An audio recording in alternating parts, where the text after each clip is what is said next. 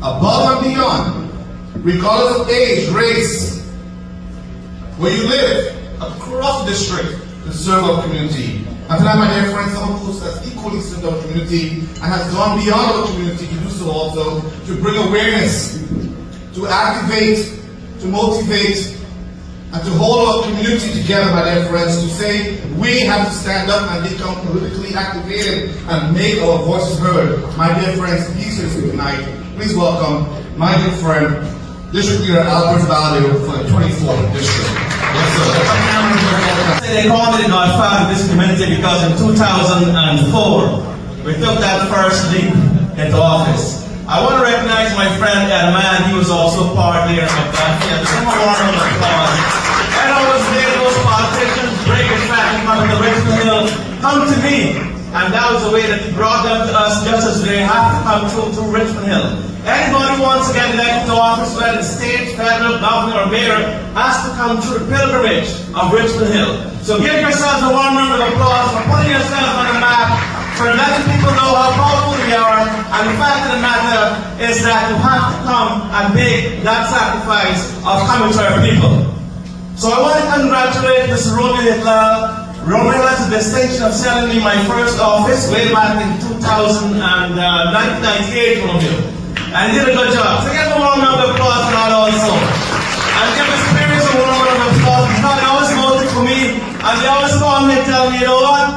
Although Romeo may not have voted for you, our kids vote for you. So give him a round of applause for his father and his mother. They are very loyal people who have always voted for me every time. Brothers and sisters, we're at the threshold of a very important time. You'll see what has happened with the national elections. Most folks have rejected the Democratic Party, and that's because they want to see America thrive. And the greatest of democracy in America is that you have that freedom of choice. So that's a wake-up call that unless we also get involved, we will not be able to simply live the American dream. So with Romeo, you have to stand behind him. Whatever you may feel or whatever you may hear, people, Guyanese, they say they always talk. That's one thing Guyanese always do. And West Indians, they always talk. But my brothers and sisters, the time for talking is over.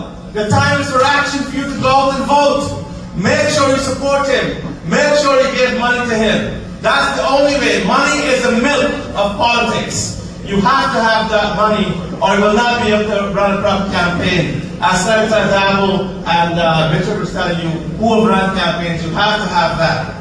Now, brothers and sisters, when I ran for office in 2004, and I think Senator Dabo remembers very well, we had to go against a gentleman named Sir Maltese, and he wanted to legalize racial profiling. That's the reason I ran.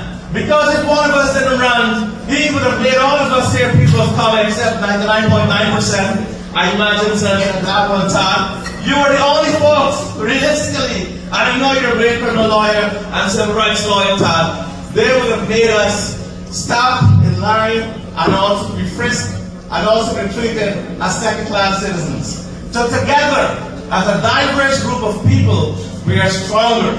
So give your round of applause for such diversity that exists. We're united, we will stand, but divided, we will fall. And let's hear that from you one more time as we look towards making a better life here.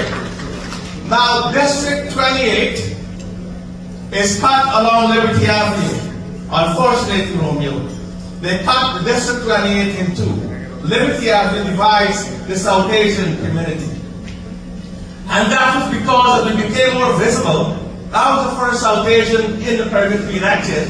Then Jennifer Rajkumar came and she got elected. I was elected in two different assembly districts. I almost won a state senate seat and lost by 500 votes and helped Senator Dabo to be elected.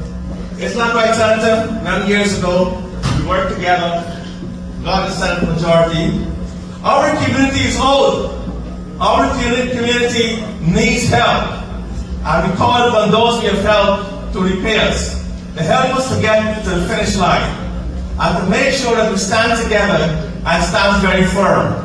So you've got to call your family, your relatives to come out, give money to him. And most importantly, we cannot have more than one candidate running.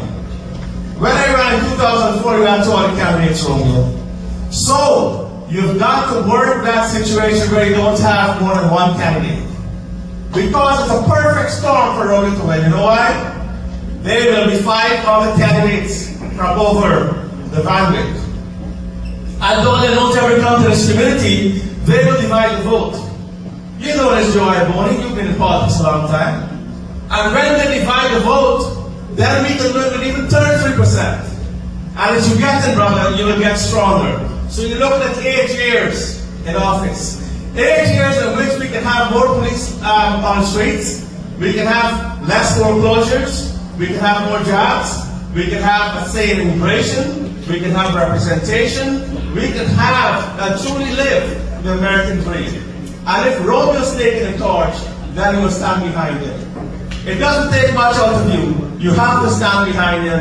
You have to be part of this campaign. You have to go out and do it. It's not about Romeo only.